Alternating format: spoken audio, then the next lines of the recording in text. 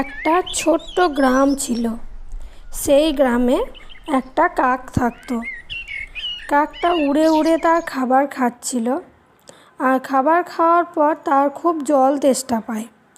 তাই সে চারিদিকে ঘুরে ঘুরে জলের খোঁজ করতে থাকে। সে চারিদিকে উড়ে বেড়ায়, কিন্তু সে কোথাও জল দেখতে পায় না। এই রোদে গরমে একদম জল চারিদিকে শুকিয়ে গেছে। তাই সে চারিদিকে আবারও ঘুরতে ঘুরতে ক্লান্ত হয়ে একটা গাছের ডালে এসে বসলো। কিছু সময় একটু বিশ্রাম নিয়ে নিল। আবারও সে উড়তে লাগলো। উড়তে উড়তে কোথাও জল দেখতে না পেয়ে আরও জলের খোঁজ করতে করতে শেষে একটা কলসি দেখতে পেল।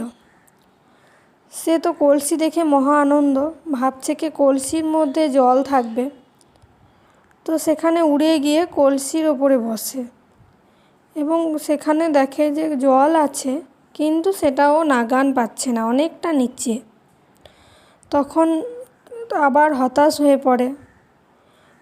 তারপর আবার একটু ভাবনা চিন্তা করে এবং ভাবনা চিন্তা করার পর দেখে কি যে পাশে অনেক নুড়ি পাথর পড়ে থাকতে। সেই পাথরগুলো একটা একটা করে মুখে করে তুলে নিয়ে আসে, আর একটা করে তুলে এনে ওই কলসির মধ্যে ফেলে। তখন এইভাবে ফেলতে ফেলতে কলসির জল উপরে উঠে আসে। আর তখন তো কাকের খুব আনন্দ এবং সে মহা আনন্দের সাথে জল পান করে এবং খুবই আনন্দিত হয়। তাই জন্যই বলে, বুদ্ধি থাকলে উপায় ঠিকই হয়।